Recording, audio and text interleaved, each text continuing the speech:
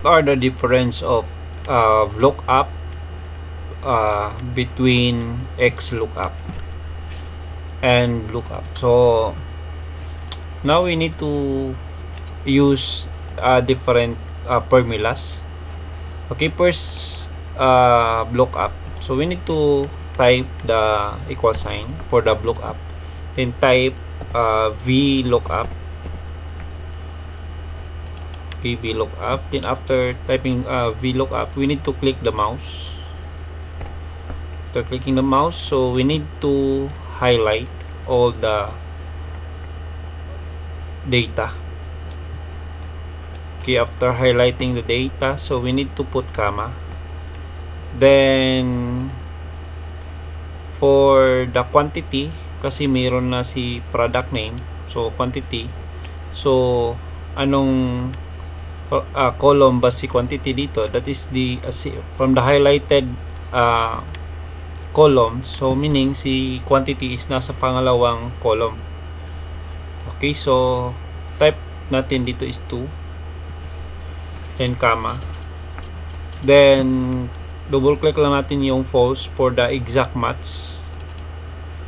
Okay, after double clicking the false, then we need to close parenthesis, then enter. Okay, meaning the quantity is 91. Now we need to use XLOOKUP. Okay, what is the function of XLOOKUP now? So type equal sign. Okay, input the equal sign, then we need to type XLOOKUP. Okay, double click natin XLOOKUP, then we need to click the mouse, then comma, then we need to highlight the product name. Okay, so yung difference nila is si VLOOKUP or VLOOKUP is i-highlight natin lahat ng data, but si XLOOKUP is only the product name, kung ano yung hinahanap natin na name.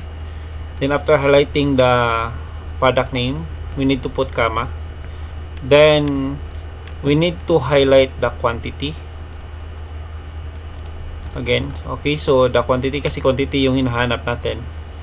So the difference of the VLOOKUP at saka XLOOKUP, si VLOOKUP you need to type kung anong column, but si XLOOKUP naman is you need to highlight kung saan mo gustong makita yung data.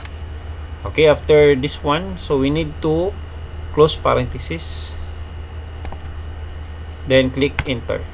Okay, so meaning that's the difference of the two, no? So si VLOOKUP, you need to highlight all the data, but XLOOKUP, you need to highlight specific parts of the data.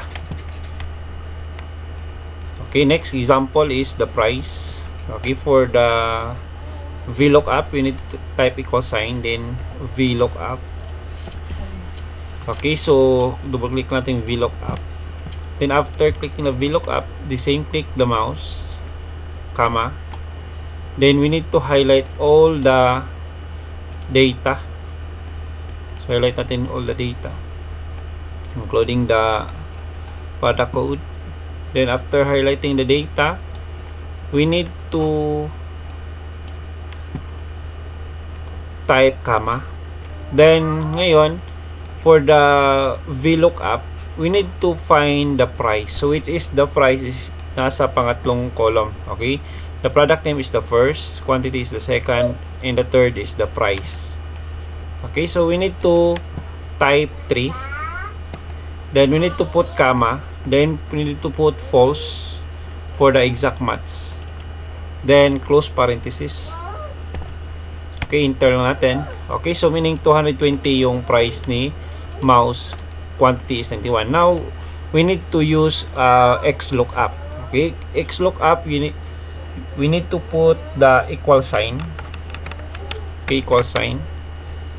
Then after equal sign, we need to type XLOOKUP.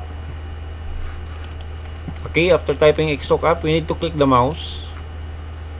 So yung sa first part ng formula ni VLOOKUP is same with the XLOOKUP, but the difference is dito sa after the comma. Okay, so next, after makita natin yung hanapin natin si mouse, we need to highlight all the product name. Okay, then comma, and after the highlighting the product name, we need to highlight the product the price. Okay, after the price, so we need to close parenthesis, enter. So yun lang po, and I hope may natutunan kayo what is the difference between the VLOOKUP and XLOOKUP and using a formula in Excel. So thank you and God bless.